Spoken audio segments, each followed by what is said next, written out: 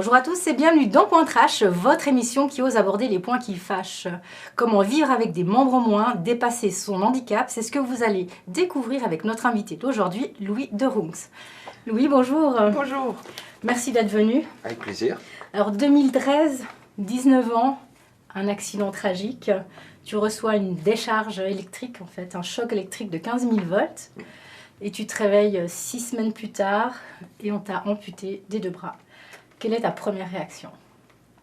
Bah alors quand on me l'a annoncé, parce que bon, quand je me suis réveillé, je le savais pas.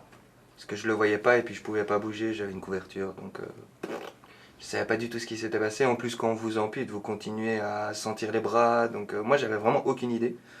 Puis quand on me l'a annoncé, en fait ça a été franchement un deuxième éclair. Alors je suis resté un peu... Stoïque, genre, que se passe-t-il?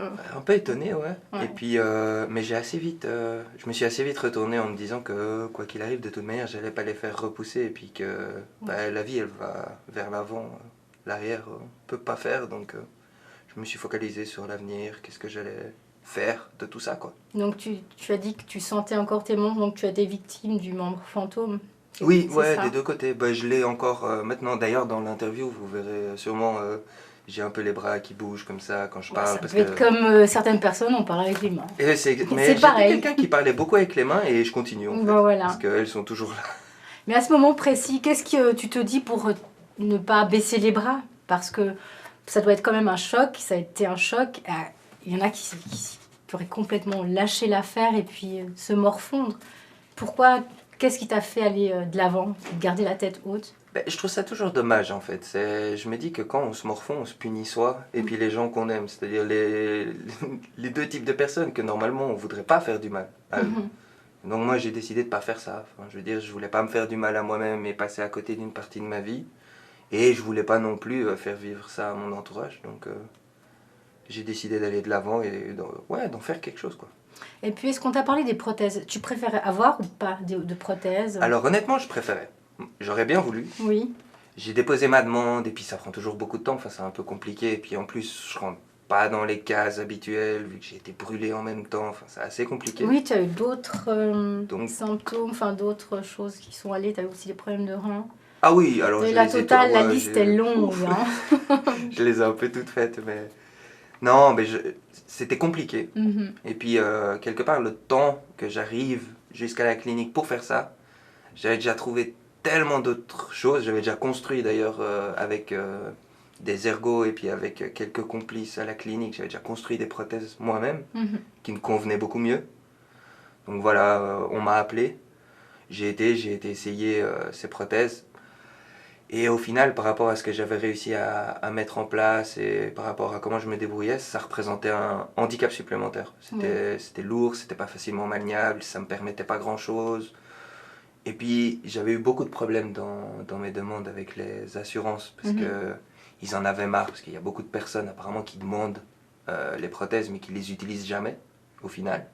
Et ils me sortaient ça tout le temps comme argument pour ne pas financer à hauteur de ce que moi j'aurais voulu.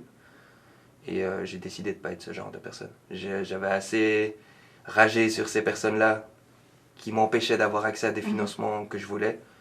Donc j'ai refusé. Donc, tu à la gardes fin, quoi. ton énergie pour autre chose en tout Voilà. cas. Et puis au niveau du regard des gens, est-ce que ça te pose un problème? Parce que on te remarque, Ah, oui. on te regarde. Ah, ouf, oui. Et est-ce que ça t'est déjà arrivé des remarques négatives, désagréables? Est-ce que ça existe? Ah oui, bien sûr, j'ai eu droit à tout. En plus, voilà, je fais beaucoup de conférences, donc j'adore partager avec le public, discuter. Donc évidemment, des fois, il y a des questions dans le public où il y en a qui osent, mais c'est quelque chose auquel on s'y fait. Je me mets toujours à leur place et je me dis, je vois passer quelqu'un sans bras, mon regard est attiré aussi. Évidemment, je vais regarder parce que c'est inhabituel. Après, je sais pas pourquoi est-ce qu'ils me regardent, je sais pas qu'est-ce qui se passe dans leur tête, donc ça sert à rien que je me pose des questions. C'est normal, ils se retournent et puis ma foi, c'est comme ça. Ça, c'était la parenthèse pour qu'on puisse savoir qui tu étais avant. Et là, j'ai vraiment envie, le pourquoi de mon invitation, c'est le Louis d'aujourd'hui. On regarde une vidéo, mais on revient juste après. Ok.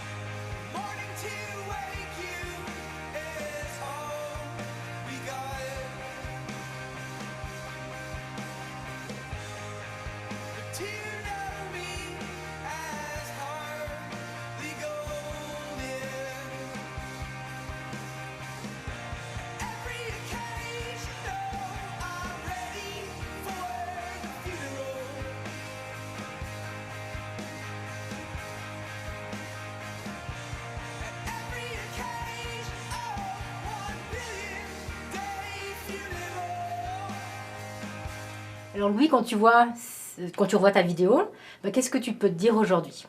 Parce que c'est pas quelque chose que tu aurais fait justement avec tes deux bras, j'imagine. Ah si, Quand même, honnêtement, moi j'étais déjà, depuis que je suis tout petit, je suis un peu, comment dire ça, hors cadre. Hors cadre, téméraire, je pense. Ouais, explorateur un peu dans l'âme. Ok. Je m'ennuyais très très vite à l'école, donc j'ai très vite commencé à sécher les cours. Enfin, j'ai toujours été un peu compliqué à cadrer. Donc là, c'est Indiscipliné. l'expression de qui je suis. Très honnêtement, j'aurais fait ça, mais c'est plus dans la fréquence et l'intensité des choses. Je me suis mis absolument aucune limite. Mhm. Parce que, ouais, voilà, une de mes grandes révélations quand j'étais à l'hôpital, et puis en clinique, et puis avec ce que j'ai dû faire, c'est que on n'a pas beaucoup de limites en fait, si ce n'est celles qu'on s'impose. Et donc j'ai décidé d'arrêter de m'en imposer et de juste aller là où j'avais envie d'aller, faire ce que j'avais envie de faire, pas avoir ces barrières qu'on se met régulièrement à soi-même. Mais malgré tout, Donc, dans la vie de tous les jours, au niveau des tâches quotidiennes, est-ce que tu es un peu assisté ou tu fais vraiment tout seul? Alors, c'est toujours assez ambivalent. J'ai construit beaucoup de choses. Mhm. Donc, quand je suis chez moi, il C'est n'y a aucun aménagé problème. pour. Je peux me débrouiller, je suis autonome, je suis tranquille.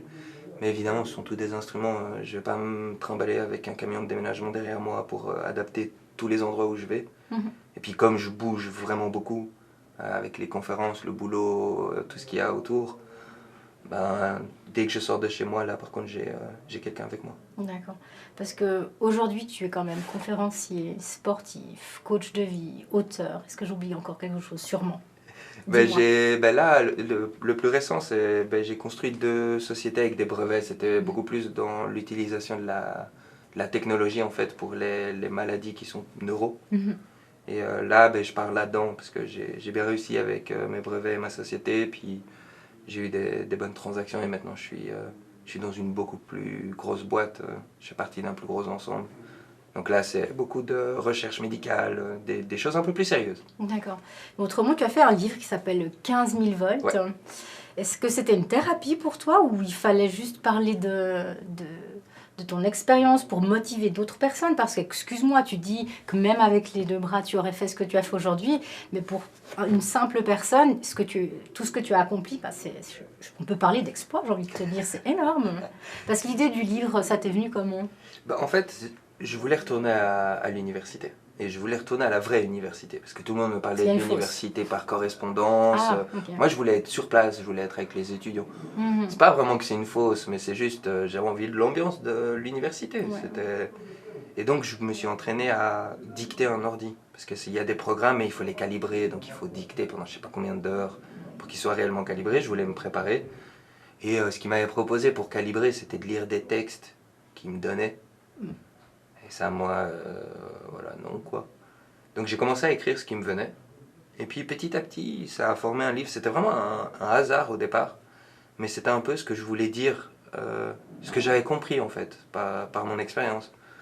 Typiquement aussi sur les limites, sur les peurs, sur l'échec.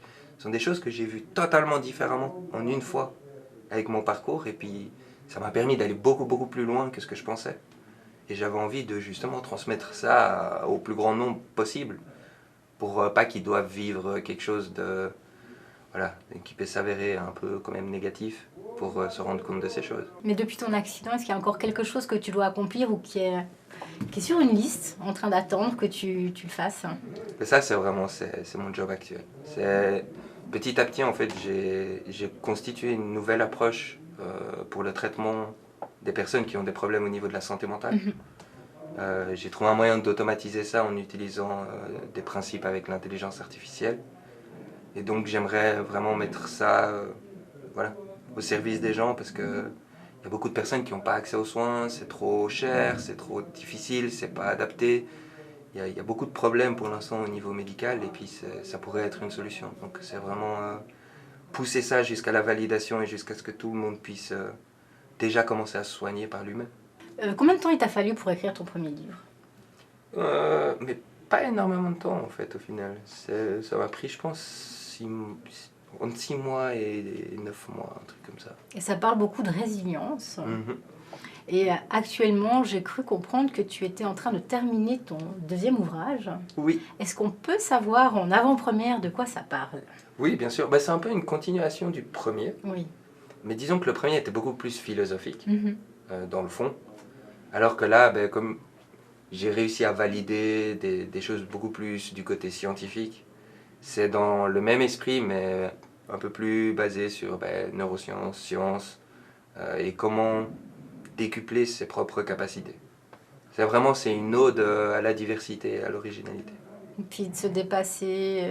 D'aller- Mais pas en allant contre qui on est, justement, Mhm. en exploitant un maximum nos spécificités, ce qui nous rend uniques. C'est quelque chose que je me suis rendu compte que voilà, c'est super puissant quelque part de se rendre compte de ses propres forces, de ce qui nous rend uniques, Mhm. puis d'après aller les booster pour se créer un quotidien où c'est juste l'expression de qui on est tous les jours, mais on le fait comme personne d'autre. Est-ce que tu fais encore des conférences aujourd'hui? Ouf, plein. Ouf.